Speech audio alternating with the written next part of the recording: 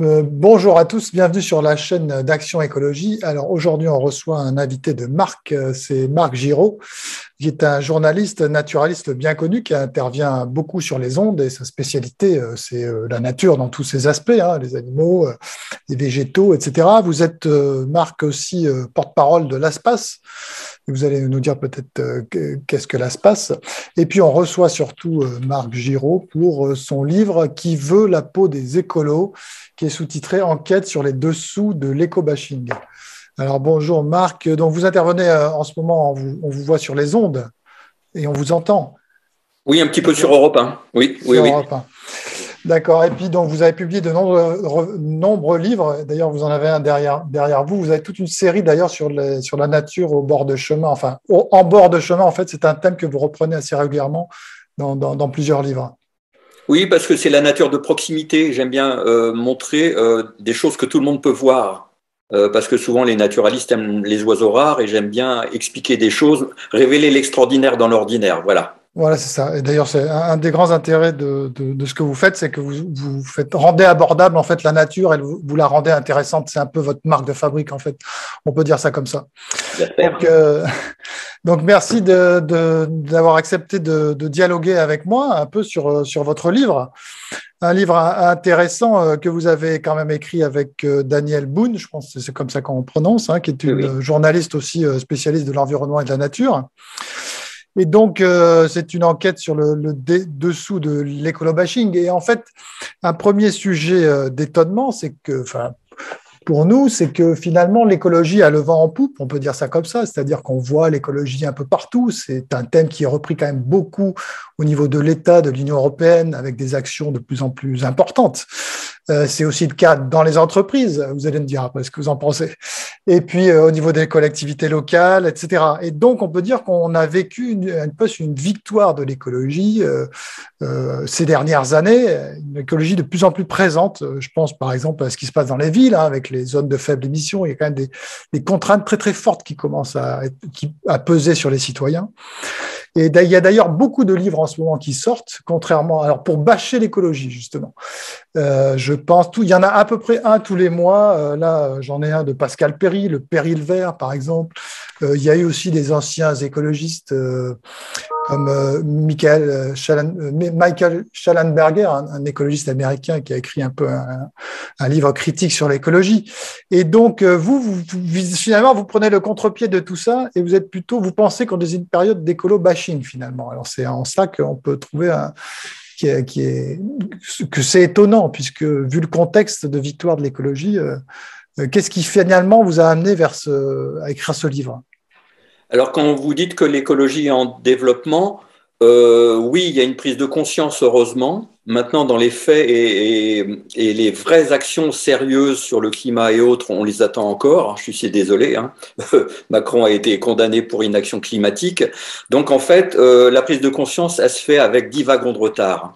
C'est-à-dire que ce que disaient les écologistes il y a 20, 30, 40 ans se révèle aujourd'hui réel. Vous vous rappelez Charles Dumont en 1974 avec son verre d'eau, personne n'y croyait. Et maintenant, l'eau commence à être précieuse. Il y a des batailles, il y a des manifs autour de l'eau. Donc, ce que disent les écologistes, et c'est pour ça que ça ne plaît pas, c'est que les choses vont mal. Alors, je ne dis pas tout va mal, mais il y a des choses qui vont mal, qui s'annoncent, qu'on voit, que les biologistes, les scientifiques voient, qui sont des faits. Ce ne sont pas des opinions, ce ne sont pas des émotions, ce sont des faits. Le problème, c'est que ce sont des faits qui dérangent tout le monde. Et c'est pour ça qu'il y a une telle réaction, et tous ces livres que vous citez, ce sont des réactions, ce sont des réflexes, ce ne sont pas des réflexions. C'est-à-dire que quand on vous dit le réchauffement, ça voudrait dire par exemple qu'il faut utiliser moins sa voiture, ça dérange. Ça dérange chacun dans son petit confort, dans son égoïsme, quelquefois dans ses contraintes d'ailleurs, il faut bien le dire. On est dans une société où on est obligé de polluer. Et en fait, ce qu'on constate, nous les écologistes, c'est que ça ne va pas assez vite, quoi, par rapport au... Oui, mais alors justement, juste pour revenir sur quelque chose de très concret sur Macron, par exemple, qui est condamné pour inaction climatique. Il a été condamné notamment avec l'action de la Fondation Nicolas Hulot pour la nature et l'homme, par Oxfam France aussi. Et Nicolas Hulot a été un écologiste qui a quand même été ministre de l'écologie. Madame Duflot a fait partie d'un ministère, enfin d'un gouvernement, pardon, celui de François Hollande, le ministère du Logement, me semble-t-il. Elle avait notamment participé à l'accord de gouvernement qu'il y a eu avec la gauche et dans lequel on avait prévu justement la fermeture des centrales nucléaires, notamment celle de Fessenheim. Et c'est vrai qu'on s'interroge aujourd'hui sur véritablement l'action justement de l'écologie, par exemple sur le problème du CO2 avec le nucléaire, puisque on voit finalement que là, récemment on a réouvert des centrales à charbon, et si on avait laissé ouvert la centrale de Fessenheim, peut-être qu'on n'aurait pas pu, pas dû. Donc, vous voyez, est-ce que là on n'a pas raison de bâcher une certaine forme ou certains écologistes? Non, mais personne n'est parfait. On peut toujours bâcher tout le monde. Hein. C'est pas ça. Vous posez plusieurs questions. Vous dites il y a eu des écologistes au ministère, c'est vrai, mais ils n'avaient aucun pouvoir.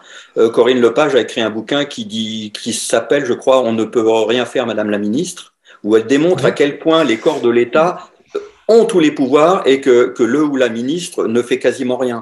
Et Nicolas Hulot n'a pas été un foudre de guerre, d'après ce que j'ai compris, dans ses actions. Donc évidemment, ils ont été au pouvoir, mais sans pouvoir, si vous voulez. Oui, sauf qu'ils ont, sur la question, mais là, j'avoue que c'est une question quand même qui se pose, même au sein des écologistes, sur la question du nucléaire quand même, il aurait pu arrêter la fermeture de la centrale, etc. Donc là, il y a un paradoxe, si vous voulez. Alors ça, c'est un paradoxe qui existe, je pense, au sein des écologistes. Vous dites, vous, dans votre livre, d'ailleurs, vous êtes plutôt un anti-nucléaire, manifestement, mais quand même, cette question-là se pose. C'est-à-dire que, enfin, j'ai cru comprendre, mais peut-être que je me trompe d'ailleurs. Allez-y. Mélanger, là, vous abordez tellement de thèmes que j'ai du mal à répondre un par un. Non, mais alors là, c'est très simple. En fait, c'est que là, on a des écologistes au cœur du pouvoir. C'est vous qui parliez de l'inaction climatique. Il y a des écologistes qui ont fermé des usines qui ne produisaient pas de CO2. Donc finalement, on a raison de critiquer l'écologie. Mais encore une fois, tout le monde est critiquable. Mais ce qui est important, c'est les vraies menaces de pollution. Si vous connaissez un tout petit peu tous les dossiers, que ce soit celui des océans et de la mer, qui est épouvantable, l'état du plancton qui nous fait respirer, des forêts, la déforestation au Brésil, etc. Si vous voyez tous les dossiers, la terre qui est en train de diminuer à cause des engrais, de l'agriculture intensive, etc., c'est la vie qui est en train de disparaître. Donc là, on rigole pas. Que les écologistes, qui ne sont que des humains perfectibles, fassent des bêtises, on s'en fout, c'est pas ça qui est important. Et moi, ce qui me dérange dans l'écolo-bashing, justement, c'est que on oppose des choses dérisoires à quelque chose de vital et de capital. Ce qui est capital, c'est ce qui nous attend et ce qu'il faut faire contre ça. Maintenant, vous pouvez toujours critiquer pour ou contre les éoliennes, les trucs, les machins. Je suis pas un spécialiste de tous ces dossiers et c'est pas ça l'important. L'important, c'est vraiment que la prise de conscience arrive à des actions politiques. Et les actions politiques, elles ne seront pas là. Très bien. Alors justement, puisque vous m'amenez sur ce sujet-là, nous, une des raisons d'existence de l'Action écologiste, c'est justement qu'on lutte contre le catastrophisme, qui est un peu finalement qu'on retrouve dans votre livre et un peu dans les propos que vous venez de tenir. Mais quand vous dites catastrophiste, ça veut dire quoi? Ça veut dire qu'on n'a pas le droit de dire les choses telles qu'elles sont. Si, bien sûr. Mais je suis un optimiste, je suis joyeux, je suis content de vivre, je suis un bon vivant. J'ai pas du tout envie que les choses vont mal. Mais si elles vont mal, qu'est-ce qu'il faut faire? Oui, mais attendez. Oui, non, mais par exemple, si on prend un sujet qui nous intéresse tous les deux, puisqu'on est tous les deux des naturalistes, il y a quand même beaucoup de bonnes nouvelles sur notre territoire en ce qui concerne les espèces animales. Et c'est vrai qu'insister toujours sur le côté négatif, en disant qu'une catastrophe vient et que c'est la fin du monde, ça reflète pas forcément la réalité. Et est-ce que vous êtes d'accord avec moi pour dire que sur la biodiversité en France, il y a beaucoup de bonnes nouvelles? Alors, par exemple, on peut parler du retour de loups qui remonte même jusque dans le nord, etc., à des endroits complètement improbables. Le retour de la loutre, c'est spectaculaire. L'hibou grand-duc, moi j'ai grandi en Auvergne, le hibou, c'était mythique, le hibou grand-duc. Et puis, il y avait cette dernière zone de survivance dans mon Auvergne natale. Et puis, il a conquis le territoire de façon remarquable. J'ai fait un livre là-dessus. Oui, tout à fait. On est tout à fait d'accord. Sur le rewilding, sur le retour des animaux sauvages, voilà. On est tout à fait d'accord. Donc, vous voyez bien sûr que c'est pas mal. Alors, pourquoi? Oui, mais ce qu'on reproche finalement un peu justement aux écologistes traditionnels, disons, puisque nous, on s'estime aussi écologistes, c'est justement d'insister toujours sur la fin du monde, alors que cette fin du monde n'est pas certaine. Et on peut encore. Vous n'avez aucun doute sur le fait, vous, que la situation est absolument catastrophique et qu'on va qu'on va dans le mur? Parce que moi, j'ai des doutes. Je pense que l'avenir est incertain et que les effets en fait qu'on promet sont pas forcément ceux qui nous attendent. Alors, vous mettez un peu tout le monde dans le même sac. Il y a des collapsologues qui nous mettent le frisson, je suis bien d'accord. Oui. Ce qui ne veut pas dire qu'ils ont tort en tout. Oui. Disons qu'il y a d'abord un problème de communication. Quand on est négatif, on provoque la répulsion. Et c'est ça que vous faites d'ailleurs. Vous êtes plus dans l'émotionnel que dans le rationnel, où on fait par exemple, il y a des retour de compliments là. L'humain est un être émotionnel et il y a pas de honte. Mais je pense qu'il y a beaucoup d'émotionnel là-dedans, justement, parce que dire que les choses vont mal provoque la répulsion et un réflexe de non, je veux pas, c'est trop pour moi, je veux qu'on me dise que ça va bien. Même si ça va mal, je veux qu'on me dise que ça va bien. C'est un problème de communication et d'émotion. Mais vraiment, il n'y a rien de désobligeant dans ce que je vous dis. Hein. Moi aussi, je suis très émotionnel. Les collapsologues, moi, j'en suis pas un. Maintenant, oui, effectivement, je dis qu'il y a des choses très importantes qui vont mal, mais je n'y peux rien. Ce n'est pas un choix. Quand on dit qu'il y a la dictature des écologistes, la seule dictature, c'est la réalité. Enlevons la tête du sable, il y a des choses qui font mal, et même s'il y a des choses qui vont bien, il faut les regarder. Vous parlez du retour de loups. Moi, il y a 30 ans, on m'aurait dit qu'il y aurait des loups sauvages en France, je n'aurais pas cru. Et c'est très bien, mais vous voyez la manière dont ils sont traités. Donc, bon. Oui, alors là, on pourrait discuter, mais en tout cas, ce que je veux dire, c'est que les milieux naturels sont encore favorables à l'accueil quand même de ces espèces. On pense à la loutre, par exemple. Quand même, la loutre s'est répandue de façon spectaculaire en France. Oui. Donc, et vous savez pourquoi? Grâce aux écologistes. Oui, enfin, elle a été grâce à la protection. Oui, non, mais je ne dis pas le contraire. Parce que au statut de protection, oui. En 1976, il y a eu vraiment des écologistes au pouvoir. Il y a les premières lois de protection des espaces et des espèces qui ont été complètement édulcorées depuis, mais il y a eu des parcs nationaux, des réserves naturelles. À l'époque, ça signifie quelque chose et il y a eu un très, très beau mouvement. Mais maintenant, il est dézingué petit à petit par les lobbies. Aujourd'hui, on peut faire n'importe quoi dans les réserves et les parcs, quasiment. On peut chasser, on peut couper du bois, on peut faire ce qu'on veut. Et la protection de la nature en France est quasiment exsangue. Il n'y a quasiment plus rien. Donc, non, vraiment, il y a des lois, mais… je me trouve un peu caricatural, mais je pense qu'il y a encore…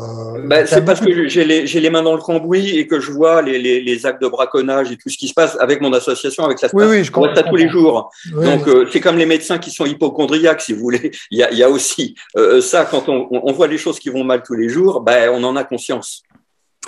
Très bien, mais justement, sur le catastrophisme, puisqu'on est toujours sur ce sujet-là, moi, par exemple, Yves Cochet, qui était un collapsologue, finalement, je pense que vous le considérez comme ça, moi, m'avait dit lors d'un repas, écoute, en 2012, il n'y aura pas de Jeux Olympiques, par exemple, parce qu'il croyait vraiment que à Londres, puisque les aspects prix du pétrole allaient complètement bousculer l'économie du monde, en fait.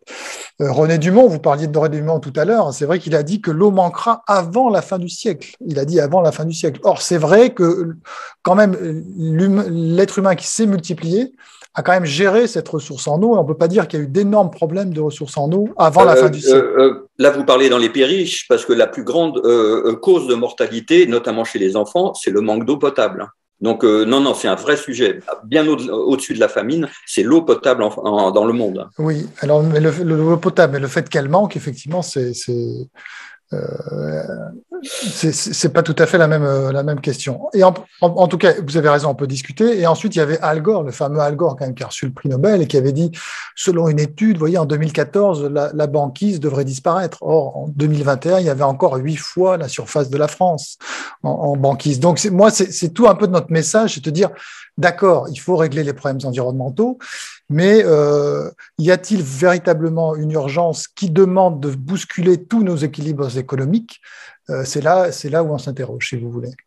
Et c'est vrai que je trouve qu'il y a, dans votre livre, effectivement, il y a quand même très peu d'autocritique sur l'écologie. On aurait pu avoir un petit paragraphe sur, finalement, écoutez, il y a beaucoup d'écolo-bashing, mais est-ce que finalement, sur certains points, on ne va pas un peu trop loin ou on n'exagère pas un peu?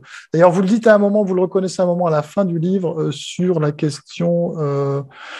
oui, on le reconnaît, mais c'est pas le but du livre. Les écologistes sont des donneurs de leçons, là vous reconnaissez, mais ça fait 3 lignes. Mais j'ai trouvé dans l'ensemble que finalement, cette autocritique Alors, vous venez de dire qu'il y a un livre quasiment toutes les semaines sur l'écolo-bashing. Notre but, c'était de faire contrepoids. Donc, on va pas s'auto-flageller non plus. Oui, bien sûr. Mais vous savez, on fait la thèse. Non, nous, on voulait révéler un état de fait en France et dans le monde. Vous savez qu'on tue un activiste de l'écologie quasiment tous les jours dans le monde. Donc, le reste, c'est des broutilles, excusez-moi. Et la création de la cellule Déméter en 2019 et des choses comme ça. D'ailleurs, vous pouvez peut-être développer sur la cellule Déméter pour…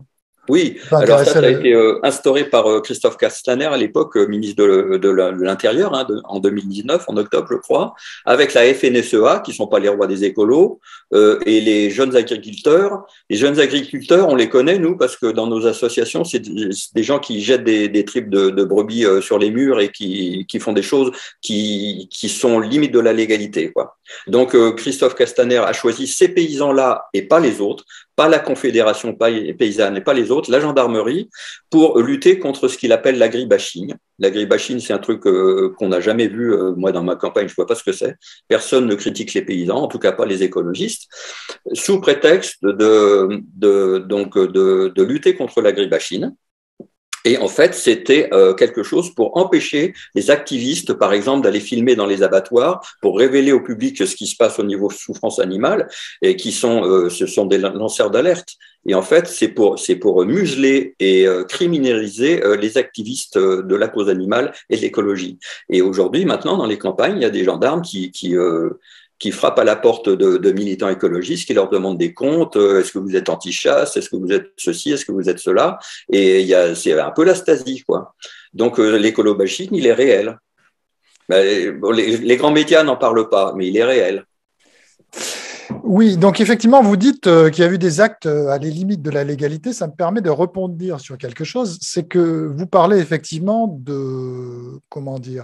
des agriculteurs notamment qui attaquent les écologistes, éventuellement des chasseurs aussi avec des actions plus ou moins violentes. Mais de l'autre côté, est-ce que vous dénoncez pas en parallèle, ou ce qui est un peu paradoxal dans votre propos, c'est justement que les écologistes aussi sont dans cette forme de désobéissance finalement et d'actes aussi un peu violents.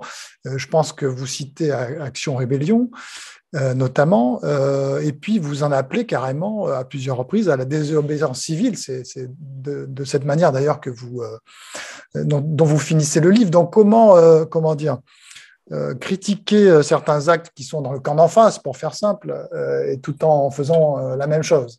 Ah, c'est pas du tout la même chose. La violence, je la réprouve. La désobéissance, c'est autre chose. Oui, mais les actes illégaux. Alors oui, on peut mettre de violence peut-être de côté, mais c'est vrai qu'il y a pas pareil. Oui, mais on peut dire aussi qu'il y a certains actes anti-écologiques qui ne relèvent pas de la violence, mais aussi peut-être de l'intimidation, je sais pas moi, des actes un peu de la même manière que les écologistes pratiquent quand ils s'accrochent sur des ponts, comme vous citez, je crois, ce fait-là, hein, quand les écologistes, je crois que c'est Action Rébellion sont… On cite ce cas où Action Rébellion s'était assis sur un pont, assis par terre, pacifiquement, et qu'ils ont été bombés, gazés, etc., et repoussés violemment. Mais vous reconnaissez que la manifestation a été interdite. Et donc, finalement, que la violence, il y a aussi une violence légitime dans la mesure où, effectivement, un pont est public et il ne faut pas entraver la chaussée. Mais c'est là où il y a de l'écolo-bashing de la part de l'État, c'est qu'on n'autorise pas des manifestations, même pacifiques, alors que des attaques de locaux naturalistes, comme on l'a vu, avec saccage de matériel, etc., restent impunies. Et des violences de chasseurs, alors là, on en a des listes, mais incroyables. Vous n'imaginez pas. On a fait un hashtag à l'espace oser parler. Et on a reçu des gens qui ont des menaces de mort, qui se font flinguer leurs chats, leurs chiens, leurs chevaux, etc., par des chasseurs, quelquefois avec les complicités du maire et tout ça. Et c'est totalement sous silence. Donc ça, ce sont des vraies violences. La désobéissance civile, c'est pas pareil. C'est ignorer les lois actuelles pour améliorer les lois. C'est pas du tout être hors la loi, c'est essayer que la vie soit plus juste. Donc vraiment, ne confondez pas désobéissance et violence, c'est pas pareil. Voilà. Et j'ai bien fait le distinguo, mais c'est vrai qu'il y a ce genre d'action où vous citez notamment Greenpeace qui va dans les centrales nucléaires, etc. Tout ça, c'est quand même des actes illégaux justement. Mais pas violents. Oui, oui, pas forcément violent. Enfin, quand même, ce qu'on voit de la part des animalistes, notamment en ce moment, justement, relève un peu de la violence par rapport à certaines professions. Je pense aux agriculteurs, aux gens qui font des métiers de bouche, des bouchers, etc. Il y a quand même des actions de dégradation de biens, etc., d'autrui, qui sont Vous quand en même connaissez problématiques. beaucoup? Ah bah écoutez, il y en a eu quand même sur les animalistes, il y a quand même eu pas mal d'actions de ce type-là. Non, pas mal. Non, non, il n'y en a pas eu beaucoup. Il y en a eu, hein, on ne peut pas le nier. Et moi, j'en veux beaucoup à ces gens-là qui permettent aux écolo-bâcheurs justement de dire ouais, vous voyez comme vous êtes violents. Ouais. Et en fait, c'est un tout petit. Vous savez très bien que le mouvement écologiste est pacifique, mais globalement à 99,99%. Donc, il y a quelques abrutis. Prennent l'initiative de genre de taguer des boucheries, etc. Et les médias ne parlent que de ça. C'est-à-dire qu'il crée une disproportion énorme entre cette petite chose-là et la réalité. Les violences sur le terrain des chasseurs dont je vous parlais, personne n'en parle. Donc il y a vraiment quelque chose d'anti-écologiste dans les médias, justement, qui sont très énervés par les activistes, par les protecteurs des bêtes, etc. Encore une fois, parce qu'on dérange le confort et l'égoïsme de chacun. Les véganes font très peur des gens qui ne veulent pas être privés de leur beefsteak. Moi, je ne suis pas végane ni végétarien, hein. Mais on voit bien qu'il y a une peur d'être dépossédé, de changer de vie, qui crispe les gens et qui agissent par réflexe et pas par réflexion. Mais Oui. franchement, la violence des écologistes, non, je réfute. Enfin, en tout cas, vous reconnaissez, disons, une certaine que parfois ils vont trop loin, notamment les animalistes. Vous venez de le dire finalement, mais Mais vous je vous dites dis que finalement c'est que c'est pas. ridicule. Oui, oui, Je vous dis que c'est ridiculement insignifiant. Voilà, c'est insignifiant. Parlons des choses vraies. oui. Enfin, il y a des. Oui, Ne, oui. ne faites pas de l'exception une règle générale. Non, non, Ça serait malhonnête. j'entends ce que vous dites, mais il faut reconnaître aussi que ce sont des mouvements qui existent et qui sont qui essayent de faire de plus en plus de bruit. C'est aussi le résultat Mais vous de vous leur rendez compte militantisme. comme vous focalisez sur ce truc-là, que j'admets et que je réprouve, et sans Non, parler je focalise, en tout cas, d'essentiel. je vous interroge parce que ça existe et que je ne l'ai pas retrouvé dans votre livre. Donc, Je réprouve, d'accord. et il Non, non, m'agace mais beaucoup parce qu'il vous êtes nuise très clair. à l'image des autres, justement. Vous êtes très clair. Donc, autre question aussi. Alors là, ça a été aussi un sujet d'étonnement. Vous allez voir pourquoi. C'est quand vous parlez de la société de surveillance, c'est au début du livre, et notamment d'une société de plus en plus liberticide, on va dire, à cause des aspects sécuritaires. Je pense à tous les événements qu'on a vécus ces dernières années, avec les gilets jaunes, les attentats, le Covid. Et vous dites que justement, c'est peut-être un prétexte aussi pour bâillonner certaines formes d'écologie. Alors, j'avais marqué dans ce monde de plus en plus contrôlé numériquement, la partie s'avère difficile pour les écologistes et les défenseurs de la liberté. Donc, finalement, vous liez les mots liberté et écologie. Mais alors, de plus en plus, on entend dans certains milieux, et c'est pas forcément faux de croire ça. En tout cas, il y a un certain nombre d'indices qui peuvent exister sur le fait qu'on veuille imposer, après des contrôles sanitaires, que ce n'est qu'un début pour faire des contrôles justement écologiques, puisqu'on veut donner de plus en plus de contraintes sur la société. Et que cette société de surveillance, que vous appelez comme ça, qui naît avec tous ces mouvements que j'ai cités, finalement, va s'élargir sur les questions écologiques. Alors justement, ce qui est marrant, c'est que vous pensez que ça va être l'inverse d'une certaine manière, qu'on va punir aussi l'écologie. Est-ce que... Oui, alors là, on est moins dans ma partie, hein. C'est de la politique pure. Moi, je suis naturaliste, comme vous savez. Donc, on l'a écrit à deux, c'est moins ma partie. D'accord. Il y a un danger qui est évident. Et encore une fois, on ne critique pas tout. Les mesures sanitaires, c'est des choses qui ont été nécessaires. On ne met pas tout en bloc, mais on sait que des habitudes de contrôle ont été prises qui se sont déjà avérées être utilisées contre des associations écologiques, par exemple. Juste après les attentats, il y a des activistes qui se sont vus débarquer les forces de l'ordre chez eux, etc., grâce à cette libération des lois. Donc, il y a un danger. Voilà, je dis juste qu'il y a un danger. Il y a une tendance, il y a il y a une tentation de la part des gens de pouvoir à toujours ne pas aimer le contre-pouvoir. C'est normal, hein. Oui, je suis assez d'accord avec vous. Ceci dit, en tout cas, ça c'est très présent en ce moment dans les débats avec la crise sanitaire et disons le contrôle des citoyens avec le pass sanitaire, etc. Et on se demande, enfin beaucoup de gens se demandent, on le retrouve beaucoup, s'il ne va pas y avoir un pass écologique justement pour mettre en place des mesures coercitives. Et donc peut-être que là, vous allez vous y retrouver, je ne sais pas, mais je ne sais pas d'ailleurs si vous êtes pour ce genre d'action, disons, où, par exemple, je me rappelle qu'Yves Cochet, quand j'avais discuté avec lui, avait ces exemples où on aurait des coupons, vous savez, de rationnement, de certaine manière, on aurait le droit qu'à faire si on avait fait un Paris-New York, eh ben, on aurait le droit de moins prendre sa voiture, etc. Une espèce de mesure un peu comme ça. Quelle position vous avez, vous, sur ce genre de mesures? Alors là, vous parlez d'un contrôle par les écologistes sur la vie des gens, c'est ça? Oui, l'écologie qui serait arrivée au pouvoir, d'une certaine manière, donc du contrôle J'aime pas toutes les dictatures, aucune. La seule dictature que je suis obligé de respecter, c'est celle de la réalité. Oui, c'est-à-dire que vous dites à la fin du livre, oui. Si on prouve que pour que les choses aillent mieux, on est obligé de faire des restrictions dans nos vies, effectivement, il faudra faire les restrictions. De toute façon, l'écologie, c'est degré ou de force. Et aujourd'hui, c'est pas degré. Donc un jour, on sera obligé. On subit déjà les effets du réchauffement, par exemple avec les canicules l'été, les rivières qui sont complètement à sec. Regardez, aujourd'hui, on devrait être en plein hiver, c'est le printemps. Je vois des abeilles en plein mois de janvier, c'est pas normal. Hein. Depuis que je suis gamin, vous savez, de la migration des crapauds, tout ça, avant c'était fin mars. Mais comment c'était oui, depuis que vous étiez gamin, mais moi, vous reconnaissez, moi, je relativise ce genre de propos, enfin, d'impression, parce que vous savez, on est quand même des êtres humains qui vivons pas longtemps, peut-être 80 ans. Et c'est vrai qu'à l'époque de nos arrière-grands-parents, sait-on si vraiment les crapauds migraient toujours comme on l'a connu quand vous étiez enfant? C'est pas évident, justement.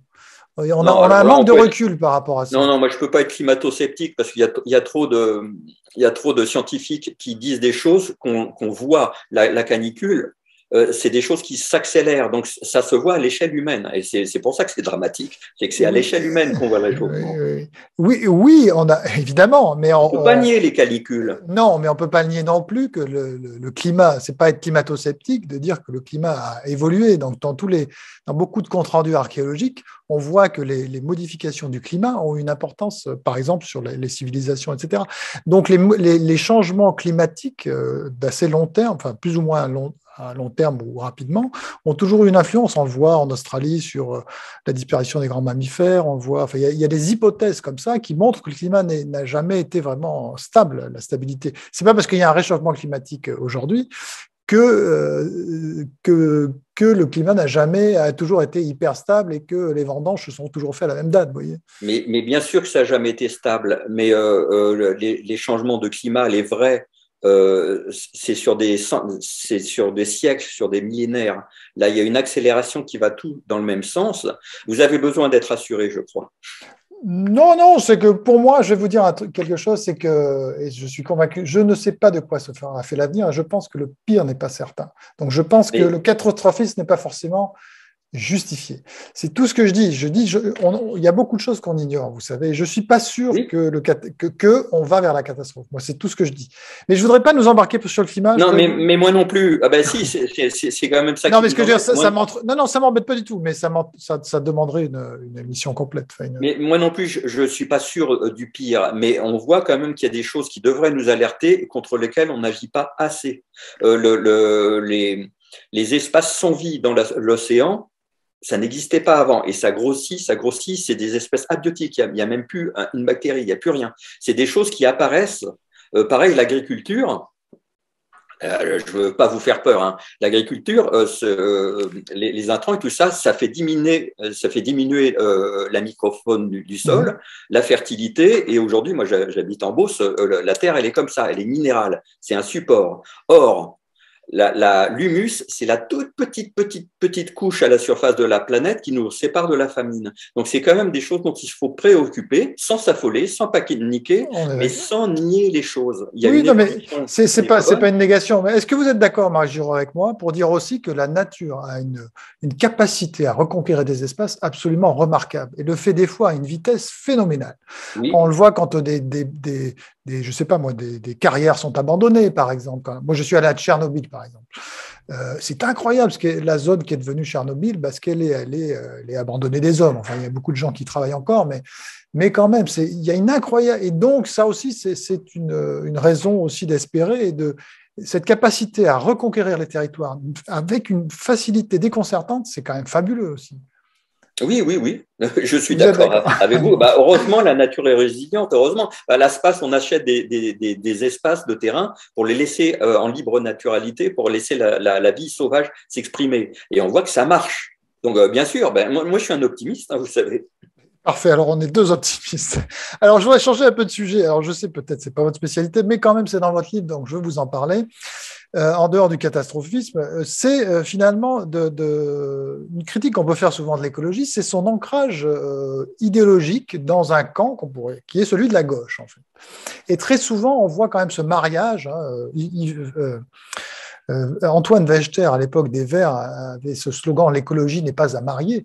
Et il a perdu face à Dominique Voynet et Yves Cochet à l'époque. Et ils ont marié l'écologie avec la gauche. Et souvent, en fait, on voit des parentés très importantes. On le voit d'ailleurs, tout le bloc de gauche est très écologiste, beaucoup moins à droite. Et donc, pourquoi ce mariage, finalement, vous parlez à la fin, notamment du féminisme. Alors ça, c'est des passages très étonnants où vous dites la bien-pensance écolo, le politiquement correct. Bien penser, c'est-à-dire défendre la justice en étant écologiste, féministe ou antiraciste, et dénigré par tout un groupe de réactionnaires, voire de néofascistes plus ou moins déclarés. C'est pas parce qu'on n'est pas, j'allais dire de gauche, qu'on est néofasciste. Vous voyez, il y a toujours pourquoi l'écologie devrait être féministe ou antifasciste. Vous voyez bien que la France est divisée sur ces questions-là, un peu identitaire, etc. Tout ça. On voit dans nos entourages des gens qui pensent différemment, mais on peut être écologiste et se situer partout, de l'extrême gauche à l'extrême droite. Et c'est vrai qu'on sent quand même dans votre livre quand même un ancrage à gauche. D'ailleurs, vous dites au début que finalement les anti-écolos se situent souvent à droite, etc. Et donc vous êtes très critique. Alors je voulais vous entendre là-dessus justement, parce que moi, ça me dérange dans l'écologie de la voir se positionner sur l'échiquier politique, en fait. Alors, je vais vous répondre très poliment. La politique, j'en ai rien à foutre. Ouais. C'est pas ça mon propos. Moi, je suis biologiste et c'est la survie du bio, du vivant qui m'intéresse. Maintenant, la politique, on est obligé d'observer. Il ne faut pas faire d'amalgame. Et vous avez raison, il y a de l'écologie dans tous les gants. C'est pas ça qu'on a dit. On a dit dès le début, on n'est pas encarté, on ne fait pas un bouquin politique et on n'est pas politique. Simplement, on observe que dans les gens anti-écologistes, il y a beaucoup de gens de la droite libérale et de l'ultra-droite. Mais ça se voit dans leur programme. Donc, on constate ça. Il y a un rapport entre les industriels et les gens qui pensent que l'économique est au-dessus de tout et les gens qui pensent que le vivant est au-dessus de l'économique. Et dans les gens qui mettent l'économie au-dessus de tout, il y a beaucoup de gens libéraux de droite et d'extrême droite. C'est une constatation. Il y a peut-être mais c'est vrai que droite. Hein. Oui, mais les gens qui ont l'obsession de l'économie, pour le dire rapidement, c'est aussi que, je veux dire, les gens, par exemple, ont besoin d'emploi, par exemple. Ils ont besoin de vivre, donc ils ont besoin que l'économie aille bien, vous voyez. Et donc, mais si avant d'emploi, ils ont besoin de respirer. Oui, mais enfin, on ne peut pas dire non plus que les gens ne respirent pas. Oui, les qualités de l'air, par exemple, dans les villes, c'est un des sujets d'ailleurs environnementaux qui s'est amélioré dans les villes européennes et dans les villes des pays développés. C'est un des indicateurs qui a quand même baissé par rapport à certaines périodes, c'est la qualité de l'air, justement. Vous citez cet exemple. Je ne veux pas rentrer dans le détail de la qualité de l'air, hein, mais vous voyez ce que je veux dire, c'est que l'économie aussi fournit du travail aux gens. Vous parlez du barrage de Sivins, par exemple. Il aurait peut-être permis, justement, puisqu'il y a un réchauffement climatique, de permettre à l'agriculture de mieux se porter, etc. Et donc, si on est... Non. Alors, les rétentions et ce qu'on appelle les bassines, c'est justement, ce sont des agriculteurs, des gros agriculteurs qui prennent l'eau en amont et qui privent les agriculteurs, les petits agriculteurs en aval de leur eau. C'est pas du tout un truc pour sauver l'agriculture en général. Et il y a eu un gros problème dans le Poitou, justement, dans les Deux-Sèvres, avec les méga-bassines. C'est-à-dire que c'est des grandes rétentions d'eau à ciel ouvert qu'on va pomper dans les rivières, dans les nappes phréatiques, qu'on met à ciel ouvert, donc ça s'évapore avec des grandes bâches en plastique uniquement pour les gros agriculteurs industriels. Donc les petits paysans sont en révolte contre ça. Donc si on prend chaque dossier, on peut en discuter. Hein. Oui, je sais aussi que des petits paysans peuvent faire des retenues sur l'exploitation, mais souvent qu'on leur interdit pour des raisons de biodiversité, par exemple. Le problème de l'écologie, si vous voulez, parfois, c'est qu'elle a tendance à être absolument contre tout. On a toujours cette impression. Oui, mais enfin, ça, c'est un peu un slogan un peu rapide. C'est-à-dire qu'on peut jamais rien faire. C'est-à-dire cette impression qu'il y a un réchauffement climatique, il faudrait quand même faire des réserves d'eau pour pouvoir justement arroser les champs lorsqu'il y a une grande sécheresse, mais on ne peut pas pour des raisons de biodiversité. On a toujours cette impression que c'est quasiment impossible de faire quoi que ce soit. Je trouve votre position très idéologique, non, c'est que empreinte d'une certaine mauvaise foi. Non, j'essaye vous faites des généralités qui ne sont pas vraies. Quel écologiste a dit on a le droit à rien alors qu'on défend la vie, justement, on voudrait le bien-être. L'agriculteur bio, par exemple, c'est fait pour que la terre soit mieux respectée, avoir des fruits et des légumes de meilleure qualité, qu'on soit de meilleure santé. C'est très positif tout ça. Droit à rien, ça c'est une impression. Oui, enfin, il y a tendance souvent à vouloir tout interdire quand même. Mais quoi tout? Par exemple, les retenues d'eau, justement, qui peuvent être utiles à certains moments. Je suis désolé, c'est quand même… On vient d'en discuter. Ces retenues d'eau sont faites pour certains agriculteurs au détriment des autres. Oui, non, mais d'accord. Et c'est un mauvais calcul. Oui. Bon, ça, c'est votre interprétation. On peut en avoir une autre. Oui. Mais les agriculteurs ont besoin d'eau, c'est évident. Mais la manière dont ça a été fait a été très contestable. Oui, d'accord, mais il y a toujours un problème de manière, il y a toujours quelque chose qui ne va pas. C'est peut-être ça aussi. Mais il faut écouter comme vous me le dites, il faut écouter les parties adverses et renseignez-vous auprès des agriculteurs justement qui sont contre ces retenues, parce que eux, ils ont des solutions qui sont certainement pas les bâches en plastique et faire évaporer. Alors, je ne parlais pas spécifiquement des bassines. Moi, au début, mon exemple était Sylvain. Disons que c'est une course en avant. C'est des solutions à court terme qui ne voient pas l'avenir. Donc, ce sont des fausses bonnes solutions. D'accord. Donc, en tout cas, sur le sujet qui nous intéressait, c'est vrai qu'il y a toujours cet ancrage plus ou moins à gauche que vous reconnaissez d'une certaine manière. Non, c'est pas un ancrage à gauche. Il y a quand même des grands marqueurs de gauche quand vous dites l'antiracisme et le féminisme. Être écologiste, féministe et antiraciste. Alors, être pour il y a quand même excusez-moi, alors on va parler de ça. Être pour l'égalité des sexes ou pour le non-racisme, c'est être de gauche? Vous venez de me dire que justement, ça n'avait pas de couleur. Non, c'est qu'il y a certains excès dans le néo-féminisme d'aujourd'hui, dans le wokisme par exemple, qui sont des marqueurs de gauche. De même que dans l'antiracisme, il y a des positions qui sont des marqueurs de gauche. Ce que je veux dire, c'est qu'il y a des marqueurs de gauche. Et que l'écologie… Vous me reprochez d'être idéologue et c'est vous qui faites de l'idéologie en me parlant de tout ça, en me disant que l'antiracisme, c'est de gauche et de choses de… Non, je disais juste que être pour l'égalité, c'est quelque chose de tout à fait normal. Oui, mais tout le monde est pour l'égalité. Tout le monde est pour l'égalité. Hein? Tout le monde est pour l'égalité. Enfin, il n'y a pas de… Justement. Donc, ceux qui parlent du wokisme, c'est des gens qui n'aiment pas ce genre de choses. Ceux qui parlent, par exemple, des antifas, c'est que peut-être qu'ils aiment les FA, je ne sais pas, mais… Bon, en tout cas, voilà. Alors, dernier élément, parce que vous en parlez aussi dans votre livre, c'est que, alors, vous avez une phrase qui termine. Alors, votre dernière phrase est assez remarquable, et j'aimerais justement qu'on la commente ensemble. Et vous allez me dire ce que vous en pensez. On ne le dira jamais assez, les écolos militent pour la joie de vivre. Et justement, alors parfois, on a un peu l'impression inverse, c'est-à-dire que, par exemple, si on regarde les maires écologistes, vous en parlez au début, alors vous allez me dire que c'est pas significatif, mais et ça revient un peu à ce que je disais tout à l'heure, que l'écologie est contre tout, c'est que quand l'épisode un peu malheureux du sapin de Noël, quand même, le Tour de France, aller contre le foie gras, vous voyez, on a l'impression toujours qu'il y a un peu justement la joie de vivre. C'est des éléments. Moi, par exemple, j'adore le Tour de France. Si les écologistes ou le maire de Lyon veut plus de Tour de France, moi, ça m'attriste. C'est pas parce que je suis écologiste alors que j'ai envie d'éliminer tout ce qui peut faire un peu plaisir et tout ce qui va pas. Vous voyez, et donc il y a un côté un peu rabat-joie de l'écologie justement qui va un peu contre votre phrase finale.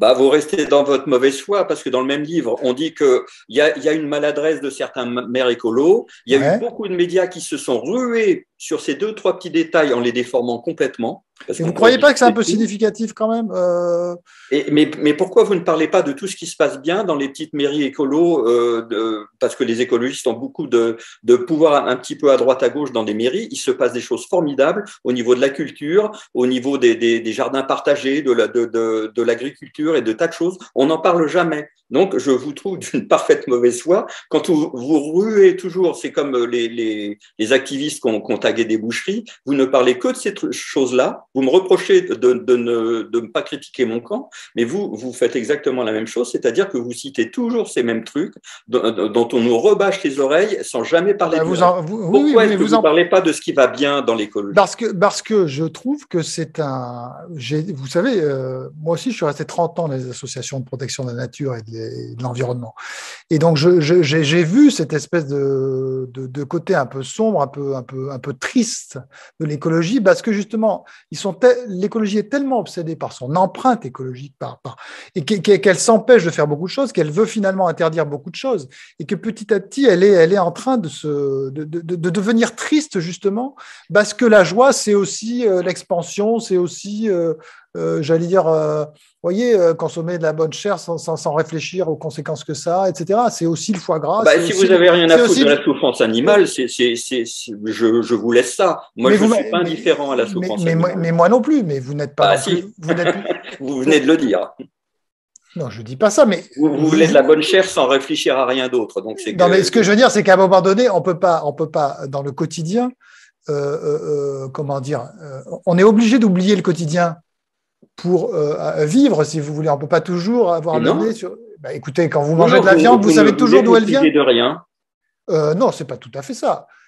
Quels efforts vous voulez faire pour l'écologie? Mais je suis prêt à faire un certain nombre de choses. Mais ce que je veux dire, c'est que je veux pas vivre sous la contrainte systématique et sous surveillance de Big Brother parce que je ferai ci ou ça qui n'est pas bon. Je veux dire, dans notre vie quotidienne, malheureusement, on ne sait pas toujours ce qu'on mange. Vous parlez de Big Brother, mais vous voyez, c'est des images comme ça, des fantasmes. Mais qui vous parle de Big Brother? En quoi les écologistes qui œuvrent sur le terrain sont des Big Brother et des rabat-joie? Moi, quand je fais dans mon village, par exemple, des sorties nature avec les enfants, mais c'est la joie, c'est une découverte pour eux. Et après, je leur fais au printemps, ça peut vous faire paraître dérisoire, mais je leur fais traverser les crapauds, par exemple, et c'est un lien social. Vous savez, moi aussi, je l'ai fait aussi avec les enfants. Voilà, et c'est vachement bien, et c'est très positif, et ça leur donne une conscience du monde vivant qui les entoure, parce qu'aujourd'hui, ils sont scotchés devant des écrans, ils voient plus ce qui se passe autour d'eux, et ça les éveille au niveau sensoriel, au niveau éthique, à plein de niveaux, et on fait des choses formidables. Je ne vois pas où sont les rabat-joie là-dedans. Vous êtes beaucoup dans le fantasme. Non, je ne crois pas. Je crois Big Brother, dites-moi où il est.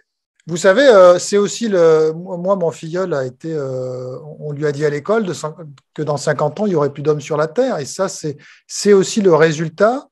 Et donc, on implique comme ça une angoisse chez les enfants. Et qui n'est pas forcément justifiée. Vous parlez à nouveau d'un problème de communication, et je suis d'accord avec vous. Pour moi, c'est pas seulement c'est bien plus profond que ça. C'est peut-être là où on se… Comment dire ? À la fois, on se rejoint et on ne se rejoint pas. C'est que vous estimez que c'est de la communication. Pour moi, c'est bien plus profond dans la pensée et dans les obsessions écologiques. Mais pourquoi vous faites une obsession? Qu'il y ait des écologistes qui soient tristes, moi j'en connais, vous savez, je connais un naturaliste, par exemple, qui est spécialiste des chauves-souris. Il a étudié les chauves-souris toute sa vie, et maintenant son boulot, c'est de les ramasser au pied des éoliennes, et il en pleure tellement il les voit disparaître les unes derrière les autres. Donc, évidemment, il est triste, évidemment. Moi, quand je vois que là où je me baignais quand j'étais môme, c'est totalement pollué, et il y a un pilier et une autoroute au-dessus, oui, je suis triste. Oui, oui, on peut l'être de ce qui ne va pas, on peut être triste, mais on n'est pas obsédé non plus. Et ne faites pas une généralité de choses qui ne sont pas si généralisées que ça. Bon, écoutez, en tout cas… Je vous aurais convaincu que je ne suis pas un sinistre, voilà. Non, mais ça, d'abord, Marc Giraud, je savais que vous n'étiez pas un sinistre parce que je vous écoute régulièrement sur les ondes. Et donc, je sais de la manière avec laquelle vous parlez de la nature. Mais vous êtes aussi engagé par ailleurs, vous êtes beaucoup dans ce milieu écologiste, que moi, j'en suis issu et je le critique parce qu'il me semble qu'il y a des choses aujourd'hui qui ressemblent un peu à une dérive. Donc, là, on se rejoint, c'est qu'il faut toujours être critique. Voilà. Et critiquer son propre camp, c'est très bien. Et écouter les gens qui ne sont pas d'accord avec soi, c'est très bien. Mais il ne faut pas se focaliser. Je trouve que vous focalisez un peu sur des exceptions ou des fantasmes et que vous ne parlez plus du coup de ce que l'écologie fait de bien, quand même. On fait quand même des choses très, très bien. Et là, on dirait que ça n'existe pas. Non, mais je pense que on existe aussi pour lutter contre certaines dérives écologiques. C'est pour ça qu'on met le doigt, nous, sur ce qui nous semble aller mal. Et on a des combats, écoutez, différents, mais en tout cas, moi, je suis très heureux qu'on ait pu discuter. Ouais. Je crois qu'on a un peu... un combat essentiel, et pas oui, vous. Oui, mais ça, moi, vous voyez, je ne vous ai pas dit ça. Bon. Moi, je pense que je suis aussi sur des combats essentiels, mais je ne dirais pas que vous êtes dans l'erreur. Je dirais simplement que pour l'instant, nos chemins se sont un peu écartés, mais qu'on se rejoint en tout cas sur l'amour de la nature et le fait d'essayer de promouvoir tout ça. Donc, en tout cas, je vous remercie beaucoup d'avoir répondu à la question, d'avoir un peu échangé autour de votre livre que je recommande, qui veut la peau des écolos. Et on Malgré tout, alors. Bien sûr, mais il n'y a pas de raison. C'est un bon livre. Danielle Boone, je recite aussi votre co-autrice. Et donc, je vous remercie beaucoup de cet échange. À bientôt. À bientôt. Avec plaisir. Au revoir. Au revoir.